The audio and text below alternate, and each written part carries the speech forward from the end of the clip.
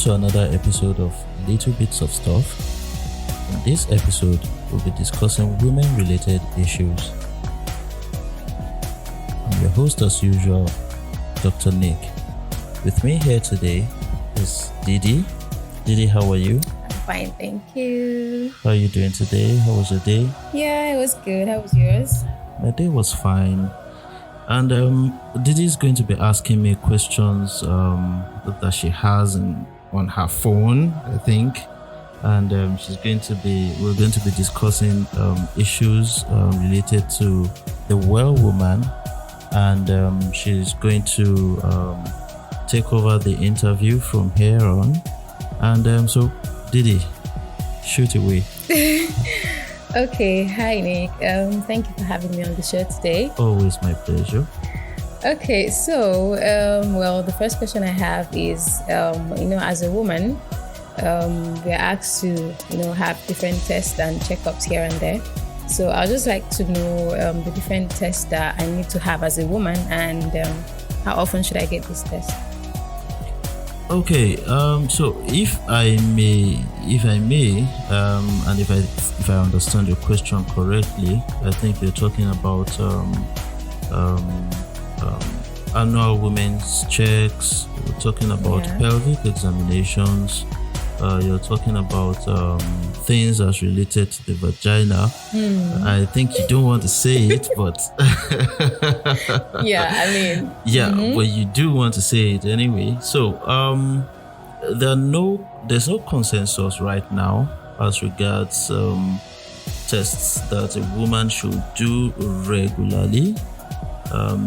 There's really no guideline right now that says that a woman must do an average number of tests or a particular number of tests.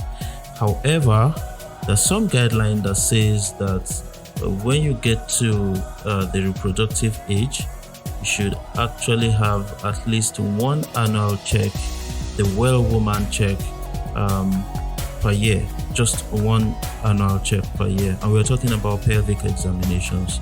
We won't go into details as to which or how the exams go, but for now, those are the recommendations.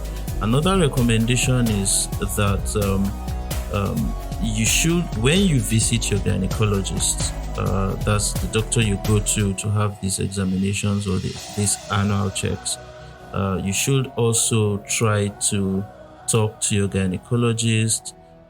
Tell him or her about issues you may be having with your health and issues you may be having down there, like you like to call it, and then talk about have this discussion with him. It's almost like a customer relationship, like a client relationship issue. So when next you go to your gynecologist, you have to ask all the questions. You can even go with your pen and paper if you want, and take these things down. But annual checks, as far as they go, can involve pelvic examinations and follow-up tests, as the case may be. Okay, thank you for that. So, talking about, down there, like you said, the vagina. So, how do you actually know that you're healthy? Because, some people could have infections and they're not even aware of it. And in the future, it causes bigger problems. So, a girl could just be walking around and she doesn't know there's something going on down there. So, how do you know, if you're healthy down there? Well, it's just like asking, how do you know if you're healthy, generally speaking, right? Okay, so that's part of why they talk about the annual checks. If you do not think there's anything wrong with you, you should also still go for your annual check. Your annual check may identify things that may be wrong with you, even without you knowing it. Of course, you may even think it's normal, like a particular vaginal discharge, for example, or a growth, which you may think is normal, but may be picked up by your gynecologist to be an abnormal growth. That's for example. So you may not generally have a particular thing, a particular guide to say you know when you are not okay and you know when you are okay. Again, depending on your occupation. If you work in a brothel, for example, What? you should actually Oh do my God. more than a year annual check. Okay. More than once in a year annual check. So if you're sexually active, if you're promiscuous, well, I'm Wow. not saying everybody is promiscuous anyway, but you get what I'm talking about. No, I don't. Okay, so you should do more of these tests. You should, do these checkups for sexually transmitted infections, and take necessary precautions as to these infections. So, again, regardless of whether a pelvic examination is performed, a woman should see her obstetrician or gynecologist at least once a year for well-woman care. Okay, once a year, noted. Yeah. Okay, so I think I have to go for that this year. Of course. So you mentioned STDs and STIs. What's the difference really? Because I hear this a lot. Sexually transmitted disease. And, Yeah. Now you want to open a can of worms. Now there's still a bit of a controversy. There are several schools of thoughts about this. Some say sexually transmitted infections is the same thing as sexually transmitted disease. Some actually say they are different, and some just decide to stay on the fence. And now, some think that the proponents of sexually transmitted infections, they've been different from sexually transmitted diseases, say that an infection is just at the initial stage of when you get infected by a particular organism, not necessarily becoming a disease at that time. Take for example, you get infected by chlamydia, for example. Okay.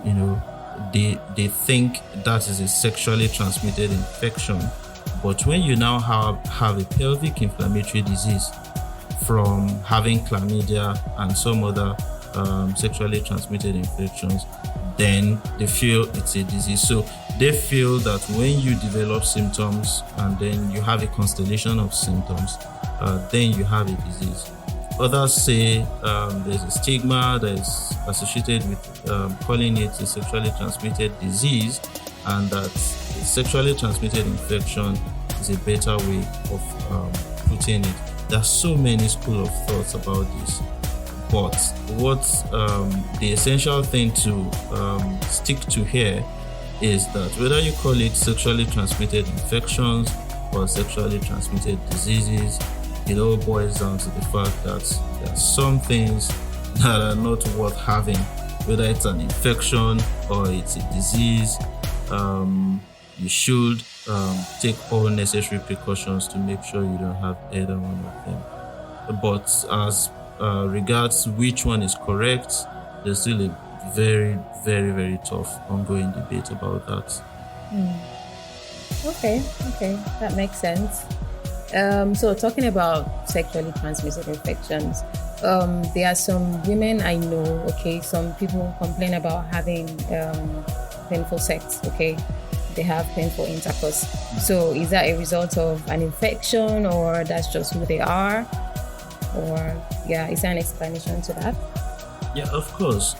Painful intercourse, dyspareunia as we call it in the medical world, can result from several causes. Infection is one of them, and of course there are other causes like having vaginal dryness in elderly people or old women who has vaginal atrophy, people who don't get wet easily. Some have what we call vaginismus, that's vaginal spasms. And well, some may actually have been injured from previous sexual intercourse or even foreplay. And so you can go on and on and on about the causes of painful sexual intercourse. Even having a partner with a big genital is a cause of sexual painful intercourse, as the case may be. So there are several causes. If you do have painful sexual intercourse with your partner, you should actually visit your doctor to carry out several investigations and checks, to help you, screen out or decipher the reasons why you may be having painful sex. I'm sure you don't have painful sexual intercourse. I don't know what you're talking about. What makes you think I have sex anyways? Please. Okay, well. Yeah, so that's that about that, really. Okay, so while growing up, we've always had this myth that if you have lots of sugar and sweet things, that you're gonna have painful menstrual